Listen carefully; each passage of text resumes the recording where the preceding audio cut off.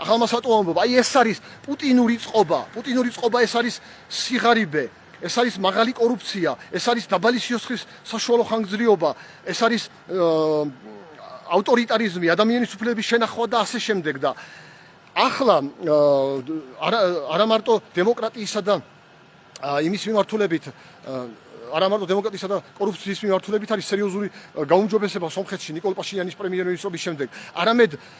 სერიოზული გაუმჯობესება აქედან გამომდინარე ეკონომიკის ხრივას, მთლიანი შიდა პროდუქტი ერთსულ მოსახლეზე, როგორც ნომინალში, ასევე წყიდულუნარიანობის პარიტეტით, მიუხედავად იმისა, რომ ასეთი ომი იქნა გადატანილი, ახლა ის ომი ყარაბაღის ტერიტორიაზე მიმდინარეობდა და უშუალოდ სომხეთ-აზერბაიჯანის ომი მე მგონი მაგას ოფიციალურად არ დაერქვა, მაგრამ გინდა არ გინდა სერიოზული დარტყმა ხომ მიაყენა ამ ომმა სომხეთის ეკონომიკას, მაგრამ მაინც შეხედეთ ნიკოლ პაშინიანის ხელისუფლებამ შეძლო ის, რომ გაცილებით უფრო მაღალი მთლიანი შიდა პროდუქტი, როგორც ნომინალში ერთსულ მოსახლეზე გადაანგარიშებით, როგორც ნომინალში, ასევე წყიდულუნარიანობის პარიტეტით არის, ვიდრე ეს იყო 2018 წლამდე და მიუხედავად იმისა, რომ საქართველოსთან შედარებით გაცილებით უფრო მძიმე გეოპოლიტიკურ სიტუაციაში იმყოფება დღეისდღეობით სომხეთი, მიუხედავად ამისა, ერთსულ მოსახლეზე მთლიანი შიდა პროდუქტის გადაანგარიშებით, როგორც ნომინალში, ასევე წყიდულუნარიანობის პარიტეტით, მაინც და მაინც ბევრად არ ჩამოუვარდება, ბევრად ნაკლები არ არის საქართველოსთან შედარებით. რა თქმა უნდა, ეს იმ რეფორმების დამსახურებაა, რომელიც გაატარა ნიკოლ ფაშინიანმა. ახლა მე არ ვამბობ, რომ იქ ყველაფერი უნიკალურა და რა თქმა უნდა, ბევრი პრობლემებია დასავლეთის, მაგალითად, ბევრ შენიშვნებს აძლევს თუნდაც დემოკრატიის მიმართულებით და ასე შემდეგ, მაგრამ ფაქტია, რომ დღეს სომხეთი ჩვენს რეგიონში ყველაზე უფრო დემოკრატიული სახელმწიფოა. და ამ არჩევნებში თუ ახლა გაიმარჯვებს ნიკოლ ფაშინიანი და პოლიტიკური ძალა, რომელსაც ის წარმოადგენს, ანუ ის სამოქალაქო შეთანხმება, სამოქალაქო ხელშეკრულება, როგორც ქვია ქართულად, ეს იქნება სერიოზულად პუტინის პოზიციების შემცირება, შესუსტება, ხოლო პუტინის პოზიციების შესუსტება ეს არის სერიოზული წინგადადგმული ნაბიჯი რუსეთის მიერ ოკუპირებული საქართველოს ტერიტორიების დეოკუპაციისათვის, რადგან იმისათვის, რომ მოხდეს რუსეთის მიერ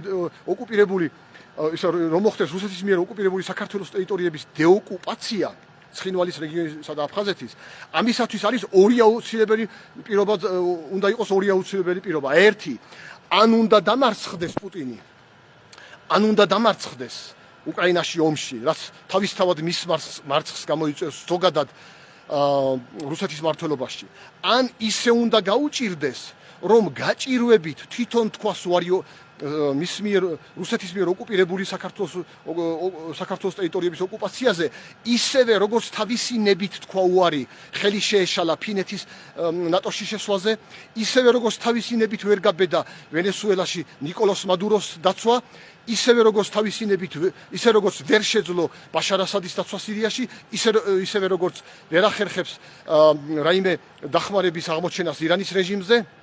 აი ასე, თუ მას არ დაიჯეროთ, როცა ამბობენ პუტინმა უკან დახევა არ იცისო, ეს არის ტყუილი, ის რომ მან დაუშვა ფინეთის ნატოში გაწევრიანება, ანუ იმ ქვეყნისა, რომელსაც 1200 კილომეტრი აქვს სახმელეთო საზღვარი რუსეთთან, რომელიც 100 კილომეტრში არის დაახლოებით სანქტ-პეტერბურგიდან, ეს იმას ნიშნავს, რომ თუ პუტინს გაუჭირდება, თუ პუტინის საქმე ცუდად წავა უკრაინის ფრონტზე, თუ პუტინის საქმე ცუდად წავა სოფლიო ასპარეზზე და აქედან გამომდინარე, თუ მისი ვითარება ცუდად წავა თვითონ რუსეთში, ის ბევრ რამეს დათმობს ნებით, მათ შორის ასეთ შემთხვევაში დათმობს და ნებითაც კი იტყვის უარს საქართველოს მის მიერ ოკუპირებული ტერიტორიების დეოკუპაციაზე. ოღონდ მხოლოდ იმ შემთხვევაში თუ გაუჭირდება. ახლა ზოგიერთ იცით როგორ უნდათ გამოყვანა აქა? პუტინიო ნებით დააბრუნებსო ნებით იტყვისო უარსო ოკუპირებული ტერიტორიების ოკუპაციაზეო, არ დაიჯეროთ, ნებით არ იტყვის. მხოლოდ იმ შემთხვევაში იტყვის თუ გაუჭირდება და რაც უფრო გაუჭირდება. ეს უკვე ზოგიერთ პუტინის გულშემატკივრებს აქ უნდათ რომ გამოიყვანონ ისე რომ თქვათ თუ ეს სცენარი განვითარდა, რომ დააბრალონ იმას, რომ აი უყურე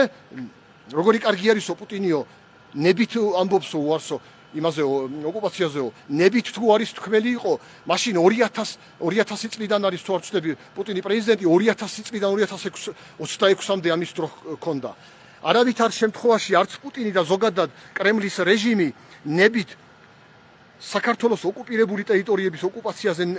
უარს არ იტყვის, სანამ რეჟიმი იქნება კრემლში. აი სწორედ ამიტომ ძალიან მნიშვნელოვანი არის ის, რომ პუტინის რეჟიმს ისე გაუჭირდეს, რომ ნებით თქვას უარი მის მიერ ოკუპირებული საქართველოს ტერიტორიების ოკუპაციაზე. ან მეორე ვარიანტი, თუ დამარცხდება უკრაინაში, თავისთავად ეს უკვე მისი დამარცხება იქნება თვითონ რუსეთშიც და თავისთავად მაშინ ესეც თავისთავად დეოკუპაციას ნიშნავს. აი სწორედ სხვა ფაქტორებთან ერთად თვითონ გარდა იმისა, რაც საქმეებსაც აკეთებს სოფლიო მასშტაბით, გარდა ამისა თვითონ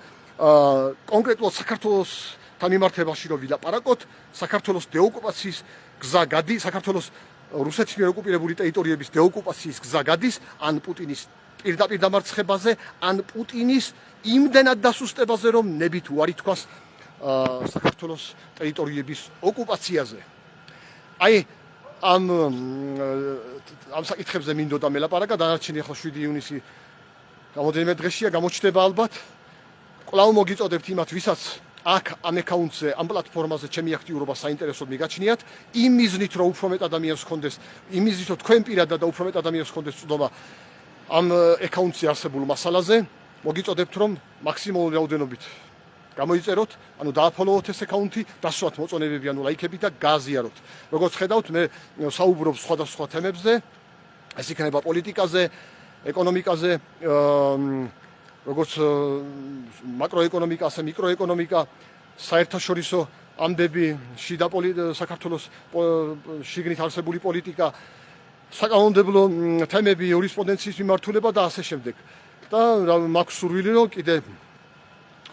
ბევრ თემაზე ვილაპარაკო მსგავსი მიმართულებით, შესაბამისი მიმართულებით და